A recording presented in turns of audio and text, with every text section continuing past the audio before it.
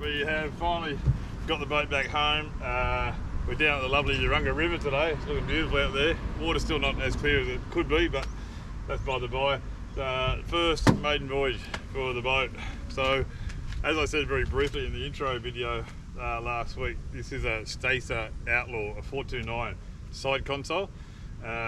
It's got the new Evo hull on it and powered by an Everrood or an E-Tech 52 stroke. So what I'll do now is I'll just whack on the water and I'll give you a walk through the interior. Then we're going to go down towards the mouth and just see if we can get a fish, probably a flathead, maybe a jack we've chased today. We're going to see if we can get the missus into her first flathead. Dog's up there. Everything under control? Right, okay, we'll see you on the water. Let's go. Thanks, off.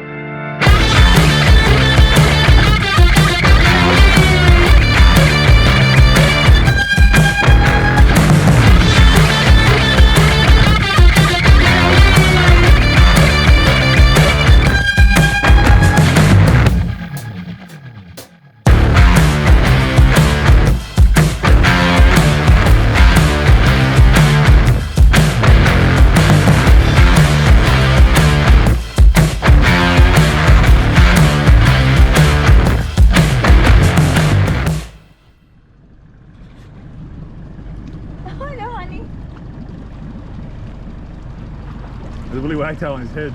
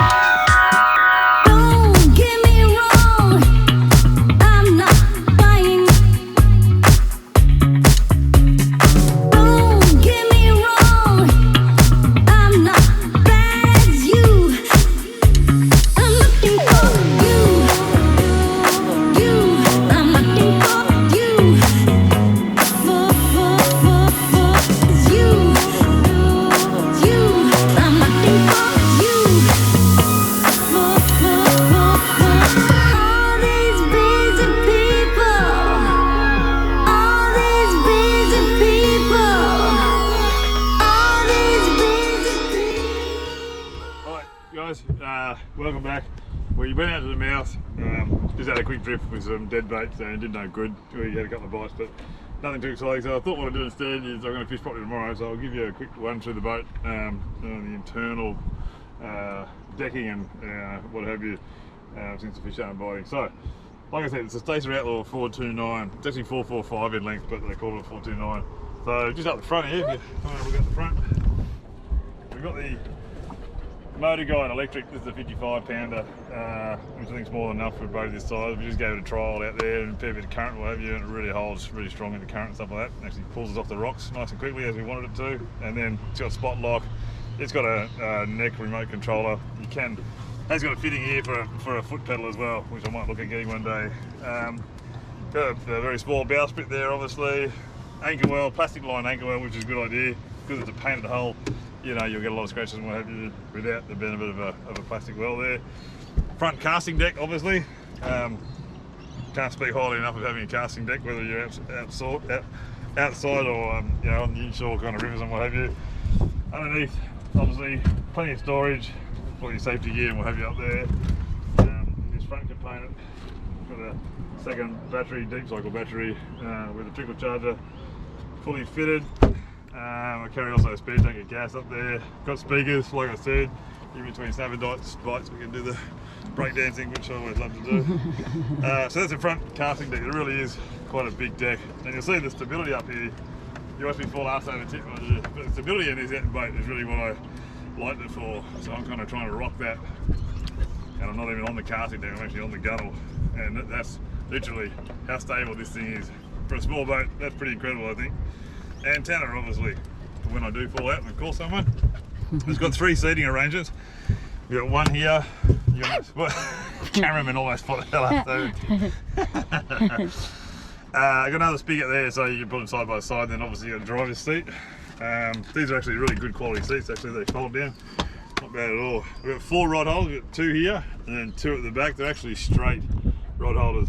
So I'll be putting on rail blazer side rod holders to go out to the side and hold the rods out to the side when trolling. Side console, obviously. I used to always be a centre console man, but I used to always be a non-Jeep man as well. So things change, hey, as you get older. But the side console has really grown on me after just this one use. I think it's fantastic. So little glove compartment, obviously. Keep your keys and what have you, and your 1982 Playboy edition. Whatever it is you need to take out with you. I've got a Lowrance. I'm here, you know. Right, she's filming. Got a Lowrance Hook 7. It's an older model sounder, but you know, look for what I do. As long as it finds the bottom and it can show me my marks, you know, I'm happy with that. Pretty simple instrument panel. Obviously, I think I'll check we get down the motor in a minute, but this is your standard E-Tech instruments showing yeah, revs, speed, tilt and trim, which is pretty good. Got the marine radio. It's also got the disco radio down there, which I'll hook up with the speakers at some point and then really rock the house with some breakdance moves. It's got a bimini. Yes, I know. Hardcore fishermen don't use biminis, but the missus is here, and he's prone to complaining in the hot sun unless I've got the bimini up. So when we go hardcore fishing out the front, out to sea, there won't be a bimini. We'll take this off, but it's good for when she's here. One of the good things I like about this boat is, how's that for a bad boy? Look at that. Ooh la la. Ooh. So this removable bait board. So you can actually clip it onto the rail blades that mounts here, and then use it as you will, as you need to. If you're snapper fishing or whatever, you get it just. You're not getting it. You get the bait board. That's a bait board in there. That's it. Right. So good concept, I think. You know, you can use it when you need it, for when you're snapper fishing or whatever, and then just lift it out when you're trying for mackerel and stuff. You don't need it anymore. You can put it away. I think that's great. What else we got? Dog. We got two side pockets. They're not full length ones, but I don't think you really need them for what you want this boat to do. More than enough storage space there, I think. Side console sitting range is really good, actually really comfortable. And when you're driving, I've found that there is no lean. Now I've got underfloor fuel tanks here. I've got 50 litres of fuel there, but I could separate them and put one up there, balance her out a bit. But I find that even without doing that, she sat nice and level. Yeah, at all speeds, you know, even at slow speed, and then at high speed obviously got up the plane and sat nicely. With the E-Tech on it, 2-stroke, got out of the hole really fast, which is great, which is what you expect an E-Tech to do. I won't get into a 4-stroke, 2-stroke argument, but it would pull a 4-stroke backwards. Don't mind me saying. So underfloor fuel there, as I said. Here we just got more storage, and we've got the battery there, life jacket down in there. Probably should be on me, I think. That's what we're supposed to do, supposed to wear them. If I get my lovely camera assistant stand on that side, you'll see we've just got tackle storage here. Oh shit, sorry. You can put your tackle boxes in there. I've just got some safety gear there for there at the moment. The perler in this one is I've got a fitted live bait tank. That's my burley. I just put some water in it then, pump through, and that's fully plumbed, cool, ready to go. Got an internal bilge which draws water in, so you're not at risk of knocking your bilge off. So that's going to be great. I reckon you'll get, you know, a dozen to 20 or so slimies in there and keep them alive all day. No dramas at all, judging by the volume of water in there. What else we got? We do have a little step out the back here. No, I'm not Jesus Christ, I can't walk on water. There's actually a step here, have a look at that. There we go. So, I mean, that's great for when you sort of pull up sandbars or whatever and you're trying to get back in the boat. But if I get my lovely camera system just to pan up the front of the boat there, and you'll see what I mean. The two of us now and the dog, which weighs a good 20 kilos, standing at the back, just stay there. And you'll see we're not getting much nose lift at all. We're not pulling the boat back and dropping the arse in the water. And that's with both of us back here, all the fuel, whatever. So it's pretty incredible for a small boat of this size to have all this weight in the back, and you can see we're not lifting up the front much at all. And as I've said a couple of times, the jewel in the crown. Now I don't want to get an argument about Yamaha, E-Techs, Hondas, Suzuki's, whatever, but I've always been a bit of an E-Tech man. Each to their own. I love these things. I've never been let down by one. Oh, there was that one time when I got a flat battery. I had to call my mum, who works at the Coffs Harbour Marine Rescue. And I was a 48-year-old man having to call my mum to come and rescue me because I had a flat battery, but it wasn't the motor's fault.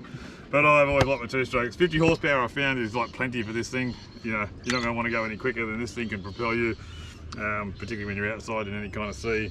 So that's it, guys. That is my new rig, or our new rig. Dog seems to like it. Hey, dog? What do you reckon? Not bad? Hey? Hello. And that's it. That's the Stacer Outlaw at 429. So I think we're going to give a maiden voyage out to sea tomorrow. I'm going to go and chase some snapper or some mackerel. So hopefully we'll get some fish tomorrow. I'll put another episode straight away up tomorrow once we do. I hope you guys all like it. There's going to be plenty of adventures in this one. Like I said, I'm still not throwing away the kayak. We'll sort of match and do a few different things in that as well. But this will just be able to get us further afield and get in some different types of fish and more of them. So hope you like it, and we'll see it in action soon enough. Thanks for watching, guys.